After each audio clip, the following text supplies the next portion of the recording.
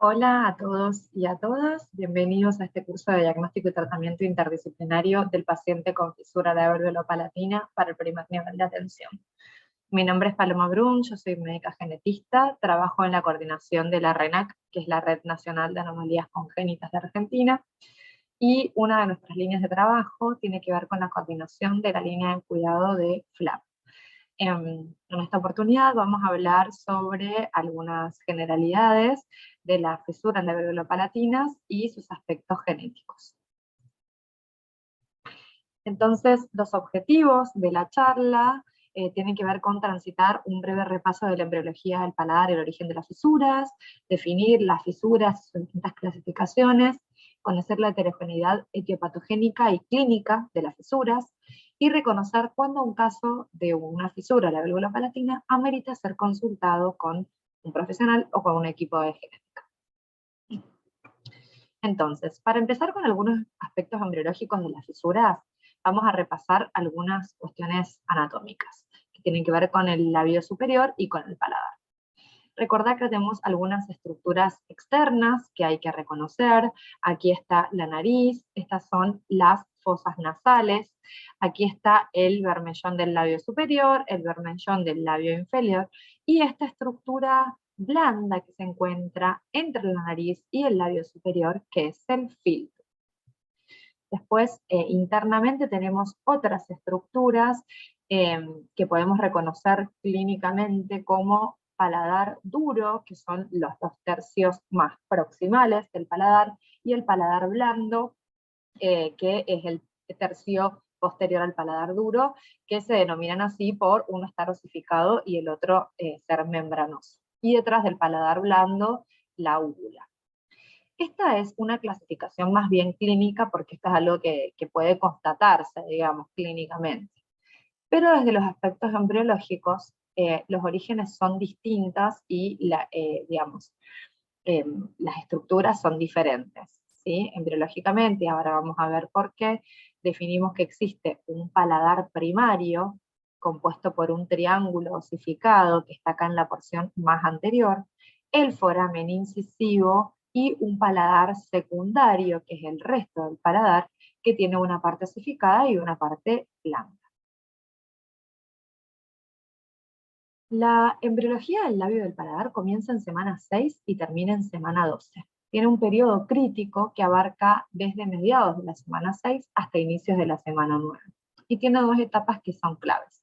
Por un lado, la formación del paladar primario, que recuerden que era ese triángulo osificado que estaba anterior al foramen incisivo, y un paladar secundario, que es el que está posterior al foramen incisivo, que tiene una parte de paladar duro y ocupa todo el paladar blando. Entonces, vamos a empezar con ese paladar primario, ¿sí? Que empieza a ocurrir su desarrollo alrededor de semana 5, más bien en la semana 6, ¿sí? Lo que ocurre acá, y acá tenemos algunos gráficos, digamos, del embrión en este estadio, es que vemos que lo que tenemos a esta altura son los procesos maxilares, ¿sí? Que están pintados en naranja en este dibujo, comienzan a avanzar en sentido medial y empiezan a empujar los procesos nasales mediales, que son estos que están acá pintados en amarillo, y los empiezan a empujar hacia la línea media de la cara, ¿sí? La fusión de los procesos nasales mediales forman algo que se llama segmento intermaxilar, que es el que da origen al filtrum, es decir, esta partecita blanda que está entre la nariz y el labio superior, la premaxila, que es la parte de alveolar, donde van insertos los 4 dientes incisivos, y el paladar primario. La fusión de los procesos maxilares con los procesos nasomediales se completa en la semana 7 y es la que termina de formar todo el labio superior. Es importante recordar que los procesos nasolaterales, que son los que están acá pintados en celeste, no participan en la formación del labio del paladar, ¿sí? Son los que forman las narinas. Y eso lo vemos bien claro acá, en este periodo que está el embrión en semana 7, como el labio superior termina siendo formado por la fusión de los dos procesos maxilares, que son los naranjas, con los procesos nasales mediales, acá se termina de conformar el labio superior, y cómo estos que son los procesos nasolaterales no participan de la formación ni del labio ni del paladar. Debido al crecimiento medial de los procesos maxilares, los procesos nasomediales se fusionan, como habíamos dicho, pero también a un nivel más profundo. Si vemos la cuestión más interna, vamos a ver acá todas las estructuras que son generadas a través de esa fusión de los procesos nasomediales. Entonces, vamos a ver que acá se forma el filtrum del labio, acá se forma la premaxila, que es esta región alveolar que contiene los 4 dientes incisivos, y el paladar primario. Estas tres estructuras conforman una macroestructura que se denomina segmento intermaxilar. Luego viene la formación del paladar secundario, ¿sí? Que es todo lo que viene detrás del foramen incisivo. Esto ocurre entre semanas 7 y 8, ¿sí? Lo que ocurre es que dos estructuras que son proyecciones mesenquimáticas que surgen de la cara interna de los procesos maxilares. Esos procesos maxilares que estaban empujando en forma medial a los procesos nasomediales, también en forma interna empiezan a emitir dos proyecciones mesenquimáticas que son los procesos o crestas palatinas. Inicialmente estas crestas palatinas crecen hacia abajo, ¿sí? Y en la 7ª u 8ª semana estas crestas cambian de dirección, se ponen por encima de la lengua y se ponen perpendiculares al maxilar superior. Estos dos procesos o crestas palatinas comienzan a crecer una hacia la otra para poder unirse entre ellas con el septum y hacia adelante con el paladar primario. La fusión de estas crestas palatinas y con el paladar primario ocurre en semana 10 a 11. ¿Sí? Es un proceso de osificación intramembranosa. El paladar duro se osifica, se sustituye este tejido conjuntivo de estas crestas mesenquimatosas por tejido óseo. Esto solo ocurre en los 2 tercios anteriores que van a configurar el paladar duro. Entonces, ahora que conocemos el origen de todas las estructuras implicadas en las fisuras labiopalatinas, vamos a definir las fisuras labiopalatinas. Existen distintas clasificaciones. Vamos a hacer como 2 grandes grupos de las fisuras labiopalatinas. Y vamos a definir como fisuras labiopalatinas típicas y fisuras labiopalatinas atípicas. ¿A cuáles vamos a llamar típicas? Es un grupo muy heterogéneo de condiciones de solución de continuidad que ocurre por falla de fusión en los procesos nasales mediales y maxilares superiores durante el desarrollo embrional.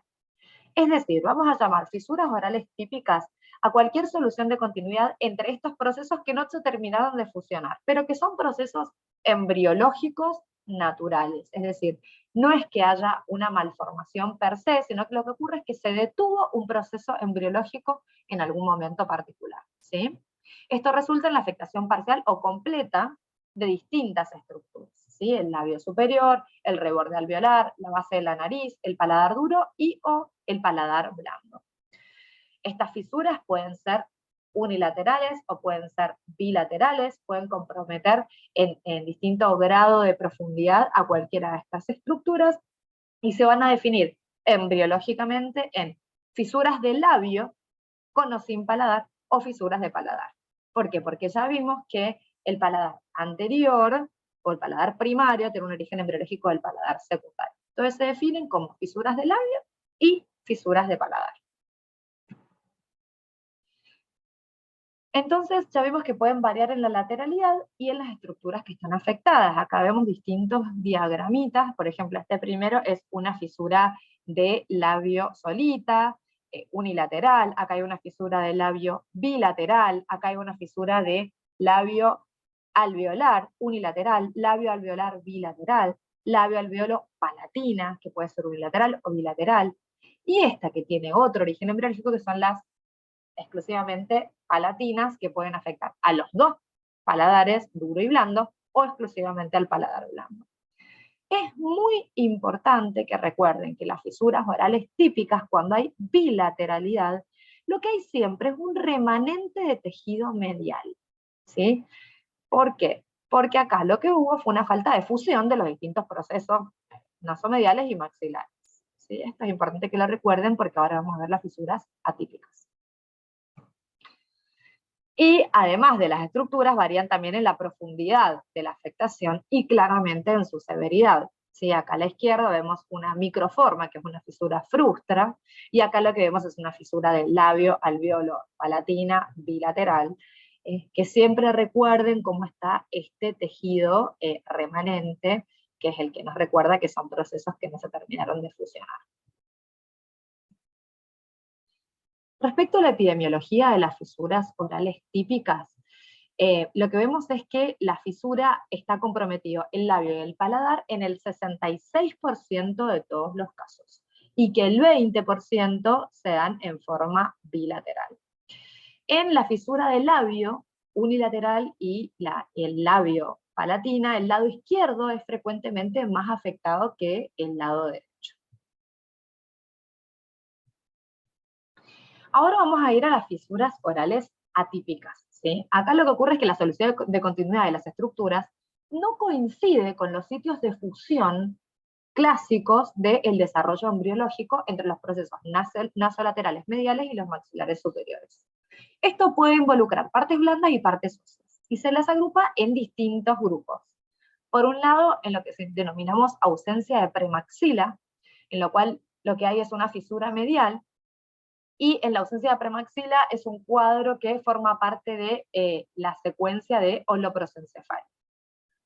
Otras son las pseudofisuras, que lo que ocurren son muescas mediales en el labio superior que se asocian frecuentemente a algunos síndromes genéticos, eso ya los vamos a ir viendo, pero como ejemplo, el síndrome de orofacio digital o el síndrome de Ellis-Van-Creveld. Y después están las fisuras orales atípicas, las inusuales. Entonces, vamos a ir viendo cada una de ellas. En la ausencia de premaxila, fíjense que lo que ocurre, la premaxila, recuerden que es justo esa región, digamos, conformada en forma ósea por detrás del filtrum, ¿sí? Que estaba conformada por los procesos nasomediales cuando se fusionaban. Y acá lo que ocurre es que hay un labio con una fisura completa en línea media, pero fíjense que hay déficit de estructuras, es decir, esto no es una fisura labio alveolo palatina bilateral, donde uno puede observar ese remanente de tejido. Aquí no hay tejido medial, ¿sí? hay falta en estructuras.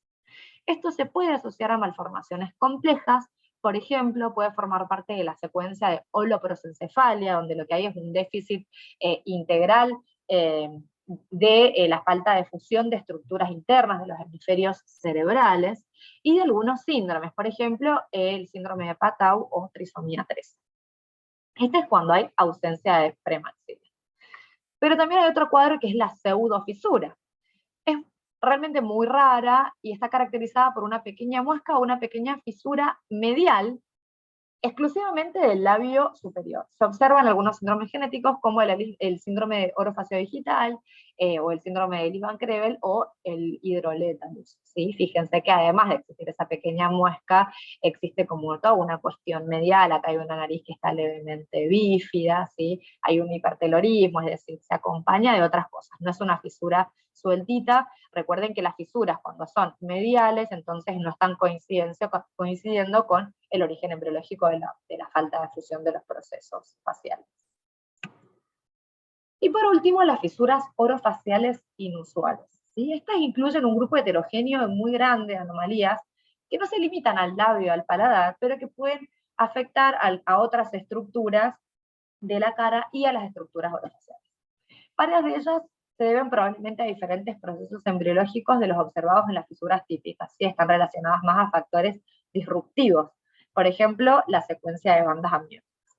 Casi todas ellas son anomalías esporádicas, la etiología en su caso es bastante desconocida y son muy raras. Tessier, en 1976, ha propuesto una clasificación de este tipo de fisuras inusuales, que es una clasificación que muchas veces se utiliza en los lugares especializados en fisura, donde vemos que las fisuras, por ejemplo, que involucran los segmentos inferiores, son las fisuras que él numera del 0 al 7, ¿sí? Por ejemplo, estas que están acá abajo, y las que implican la sección superior de la 8 a la 14. Son fisuras que tienen estos trayectos que, como ven, son muy diferentes a los de la fisura alveolo-palatina típica.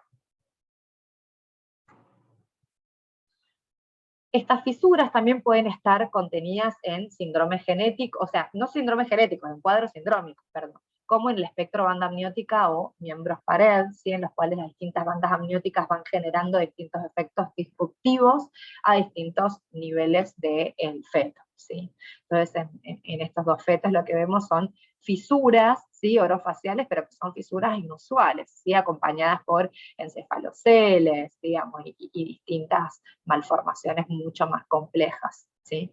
En la primera lo que vemos es una bandita amniótica que está acá señalada por la flechita, y en el segundo feto lo que vemos es, digamos, esta secuencia miembros pared, porque vemos que además hay ausencia de un miembro, ¿sí? Son realmente cuadros sindrómicos muy infrecuentes, que son difíciles de clasificar, incluso con la clasificación de Tessier, porque acá hay estructuras faciales que no se pueden ni siquiera identificar. Estos cuadros la verdad es que son difíciles de explicar embriológicamente, pero bueno, los factores disruptivos parecieran ser la causa más probable que explique estos cuadros. Por otro lado, también tenemos las fisuras oroorbitales, que corresponderían a la clasificación de Tessier número 5, que se extienden a lo largo de la línea por el canal naso-lagrimal, ¿sí? O la fisura oroauricular, ¿sí? Que son estas fisuras que se extienden por el costado de la cara en sentido hacia la oreja, ¿sí? Que también pueden resultar de la fusión incompleta de los procesos maxilares y mandibulares, ¿sí? Acá están comprometidas otras fusiones de otros procesos. También son muy, muy raras. En este caso, la clasificación de Tessier puede ser muy útil porque se registran, digamos, otras estructuras faciales, y algunas de ellas tienen un origen embriológico explicable, como hablamos de la fusión de los procesos mandibulares con los procesos maxilares.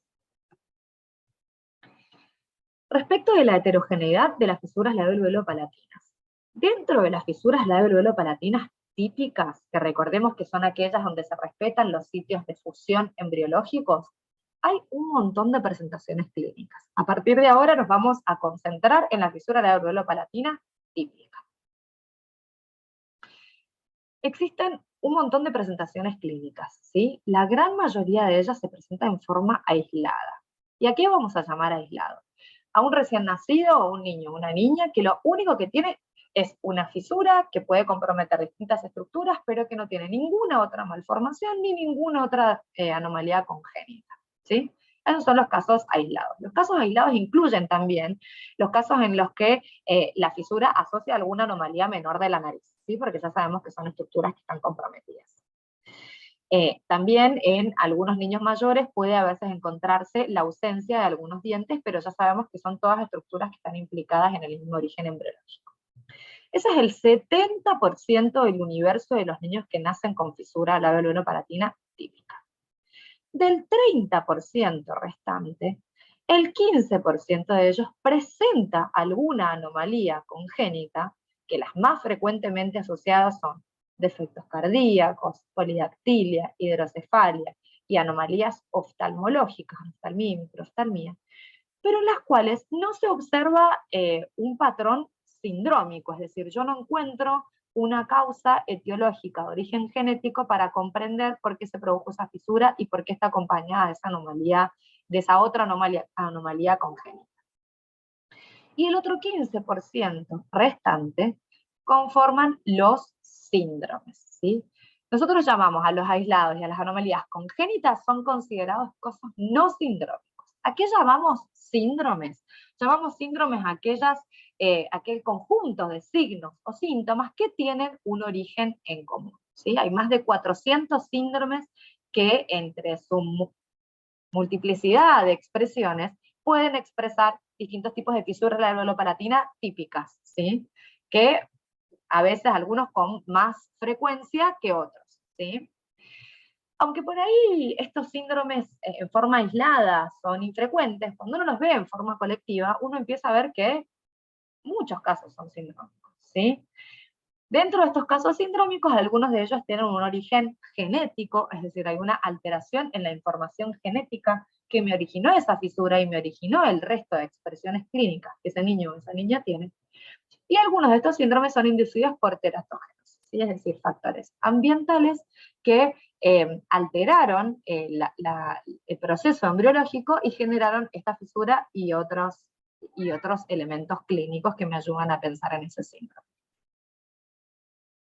Dentro de los síndromes genéticos que muchas veces se manifiestan con fisuras labiopalatinas están el síndrome de Van der Wood, el síndrome de pterygium popliteo, que forma una expresión parecida al Van der Wood, el síndrome de ES tipo 1, que tiene ectrodactilia, digamos, expresiones dermatológicas, y cleft, la C es de cleft, de fisura labiopalatina, el síndrome de Roberts, el síndrome de Fryns, la lesión 4P o síndrome de Wolff, y la trisomía 13 que ya hablamos, o el síndrome de Patau. Por otro lado están los síndromes inducidos por teratógenos, como el micofenolato de mofetilo, el síndrome de alcohol fetal y el síndrome de hidantoína fetal. Vamos a hablar de cada uno de estos. Respecto de las fisuras labiopalatinas aisladas, es decir, en aquellas en las cuales no hay ninguna otra signo clínico, digamos, no hay ninguna otra malformación, no hay ninguna otra cosa que esté acompañando esa fisura, sabemos que el origen es multifactorial, ¿sí? Existen algunos genes que confieren cierta predisposición genética, ¿sí? Pero que no hay hallazgos consistentes, ¿sí? Uno a veces puede ver que hay algunos antecedentes familiares, pero que no hay una cuestión que se esté heredando, ¿sí? Con algún patrón de herencia en los cuales uno puede decir, bueno, hay un riesgo mucho más grande de que se herede en una próxima gesta, ¿sí? Se han visto a lo largo del estudio ciertos agregados familiares. Hay también cuestiones de variación étnica, ¿sí? Por ejemplo, en los lugares de las regiones andinas, por ejemplo, es bastante más frecuente la fisura labiopalatina, y esto puede obedecer a factores de predisposición genética como a factores ambientales, por ejemplo, la baja presión de oxígeno en esas zonas. Lo que se ha visto también es que hay concordancia en gemelos, es decir, en gemelos monocigotas se ve que hay mayor concordancia, es decir, hay casos en los cuales ocurre que los dos gemelos tienen la fisura labiopalatina. Entonces, bueno, todos estos aspectos nos hacen pensar que alguna predisposición genética seguramente hay, pero que pesan mucho también, y hay factores de riesgo que no son genéticos. Por ejemplo, las condiciones maternas o exposiciones que aumentan el riesgo de fisuras. Por ejemplo, el tabaquismo activo con seguridad, y tal vez el tabaquismo pasivo, el consumo de alcohol, el consumo de drogas antiepilépticas. Otros que son factores de riesgo que no tienen tanta contundencia todavía para fisuras pueden ser la obesidad, la fiebre alta, el consumo insuficiente de folatos. Y después otros factores de riesgo que probablemente tengan menos peso, como el tabaquismo pasivo, los esteroides sistémicos, la diabetes pregestacional, los antagonistas del ácido fólico, la deficiencia de zinc, los solventes químicos. Entonces, para que una fisura labiopalatina típica, aislada, ocurra, interaccionan factores que tienen que ver con la predisposición genética y con factores de riesgo no genéticos. Es esta interacción multifactorial. En las anomalías congénitas múltiples ya vimos que aún fuera de los cuadros sindrómicos en los cuales uno detecta una etiología concreta para un cuadro, uno ve con mayor frecuencia la fisura labiopalatina asociada a otros defectos, como pueden ser defectos cardíacos, la polidactilia, así que es cuando hay deditos de más, la hidrocefalia o la anoftalmía y la microftalmía. Respecto a las fisuras labiopalatinas sindrómicas, ya vemos que algunas de ellas tienen un origen genético y otras tienen origen puramente teratogénico. Respecto de las sindrómicas, la que me parece más importante resaltar es el síndrome de Van der Wood. ¿Por qué? Porque es la fisura del labio con o sin fisura de paladar más frecuente cuando se da en forma familiar, ¿sí? Puede presentarse también fisura de paladar con o sin fisura de labio, o fisura de úvula exclusivamente, pero en forma muy ocasional. Son típicas en estos cuadros familiares de fisura, más o menos el 85% de ellos lo presenta, las fositas en el labio inferior. Fíjense, estas fositas que están acá, es típico que acompañen a las fisuras labiopalatinas en los casos de síndrome de Van der Wood. Muchas veces también se acompañan con hipodontia o hipoplasia dental. Las personas con esta condición tienen crecimiento, desarrollo e intelecto absolutamente normal. Por eso no es infrecuente encontrar varias generaciones de afectados con el síndrome de Van der Wood. Entonces, ustedes que trabajan en la atención primaria, es muy importante, no solo en la fisura, sino en todas las anomalías congénitas, preguntar antecedentes familiares y prestar atención particular en las fisuras cuando hay antecedentes familiares de alguno de los progenitores, de tíos o de abuelos con fisura labiopalatina, y buscar estos hoyuelitos porque es una expresión bastante constante. Existen otros cuadros de genética que tienen dentro de sus expresiones a la fisura labiopalatina, como es el síndrome de ES tipo 1, como ya les mencioné. En el ES tipo 1 lo que hay es una displasia ectodérmica, que es una condición de la piel, en la cual lo que hay es una alteración de la hidratación de la piel, pero también fíjense que hay pelito muy escaso, también pueden verse afectados los dientes y las uñas, pero también lo que hay, esa es una de las E, la displasia ectodérmica. Otra de las E es de ectrodactilia, que es este defecto en las manitos, fíjense, es un defecto medial en el cual hay un cleft y muchas veces hay ausencia y sindactilia en las manos, que puede ocurrir también en los pies. Y lo que ocurre también es esta C, que es de cleft, que significa la fisura labio-alveolo-palatina. Es un síndrome de origen genético que también es autosómico dominante, y a veces también uno puede encontrar varias, digamos, generaciones de afectados con esta anomalía. Otro es el síndrome de DiGeorge, que es relativamente frecuente, es de origen genético y es por una microdeleción en cromosoma 22. Como cuadro sindrómico, además de la fisura labiopalatina, que no siempre es constante, a veces está y a veces no, uno puede encontrar otras manifestaciones, generalmente algunos trastornos cardíacos que tienen que ver con anomalías conotroncales, por ejemplo la patología de Fallot es típica, o algunas CIBs, y esto se puede acompañar de otro montón de cosas. Fíjense que la carita de este niño tiene algunas dismorfias, es típico ese capuchón alrededor de los ojitos, las orejitas también pueden presentar dismorfias, estos pacientes pueden presentar baja talla, déficit de crecimiento, déficit de inmunoglobulinas, entonces muchas veces son susceptibles a enfermarse mucho, pueden tener retraso neuromadurativo y una serie de expresiones clínicas. Aquí está la de lesión 4P o síndrome de Wolff, que lo que ocurre es justamente porque falta un segmento del cromosoma 4, entonces bueno, la fisura labiopalatina es una de sus expresiones, pero también se puede manifestar en forma neonatal con cardiopatías, con convulsiones, en general son cuadros muy severos, digamos, que generan un retraso neuromadurativo severo, acompañado por todo un cuadro de convulsiones y epilepsia. Este último que está acá, que es la trisomía 13, que recuerden que era la que podía acompañarse con holoprosencefalia, entonces muchas veces vemos esa ausencia de premaxila. La trisomía 13 se puede presentar en forma neonatal con polidactilia, con cardiopatías. La trisomía 13 muchas veces está asociada a edad materna avanzada, ¿sí? Que por ahí muchas veces escuchamos sobre el síndrome de Down y estamos muy alertados sobre eso. Bueno, la trisomía 13 también se asocia a ese factor de riesgo. Y después, dentro de las fisuras labiopalatinas sindrómicas ocasionadas por agentes teratogénicos o ambientales, tenemos estos tres ejemplos, como es la ambliopatía por micofenolato de mofetilo, que asocia además de FLAP, bueno, otras anomalías. Fíjense, ella es un cuadro sindrómico, fíjense esa orejita que tiene microtia o anotia en algunos casos, tiene esta retromicrognatia muy importante, asocia oftalmopatías, también, bueno, si hiciéramos una neuroimagen, asocia agenesia de cuerpo calloso, cardiopatías, anomalías renales, apnea pragmática, y bueno, como imaginarán, es un cuadro muy complejo que muchas veces también lleva a la muerte fetal. Otro teratógeno, no siempre reconocido por su gran capacidad de causar teratogenia, es el alcohol. Desde la RENAC y desde el Ministerio de Salud y de todo el organismo de salud pública, alentamos a que promocionen el cero consumo de alcohol durante todo el embarazo. ¿Y por qué cero? Porque si bien no existe una dosis umbral conocida a partir de la cual el alcohol pasa a ser un agente teratogénico, tampoco tenemos información sobre la capacidad de esa persona gestante de metabolizarlo. Entonces, el consejo es siempre alcohol cero durante todo el embarazo.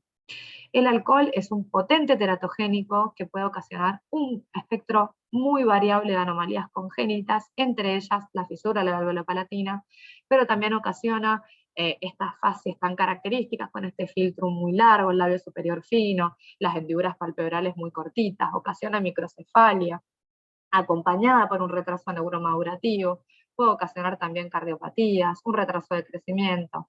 Muchas veces estas cosas, salvo que tenga una fisura muy importante, muchas veces estas cosas no son reconocidas hasta que estos chicos crecen, digamos, y las vemos en forma muy tarde, digamos. Es importante intervenir en forma precoz, sobre todo ustedes que trabajan en la atención primaria de la salud.